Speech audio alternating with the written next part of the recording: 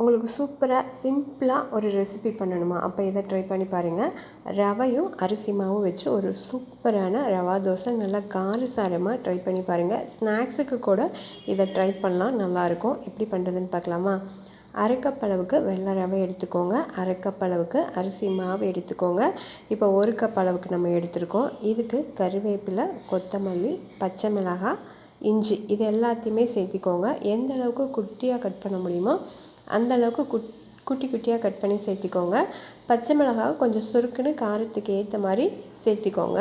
அப்போ தான் மொறுன்னு சாப்பிடும்போது சூப்பராக இருக்கும். இப்போ உப்பு, தேவையான அளவுக்கு உப்பும் பெருங்காயத்தூளும் சேர்த்திக்கோங்க. 1 கப் மாவுக்கு 3 கப் அளவுக்கு தண்ணி சேர்த்து இதை நல்லா கலந்து விட்டுட்டு ஒரு 15 மினிட்ஸுக்கு அரிசி மாவும் ரவையும் ஊறுற அளவுக்கு மூடி போட்டு வச்சுருங்க.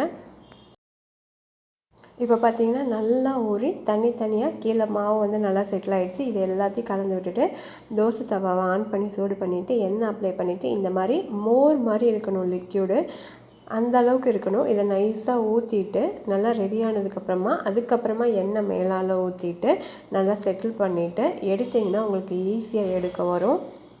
அவ்வளோதான். இதே மாதிரி எல்லாமே மொறுன்னு நல்லா நைஸாக ஒரு ரவா தோசை ஈவினிங்க்கு ஊற்றி கொடுங்க. உங்களுக்கு இதுக்கு சைடிஷ்லாம் எதுவுமே தேவைப்படாது. பச்சை மிளகாய் மட்டும் நல்லா காரசாரமாக சுருக்குன்னு சேர்த்திட்டு கிட்ஸுக்கு கொடுத்து பாருங்கள், அவ்வளோ ஒரு சூப்பராக சாப்பிடுவாங்க.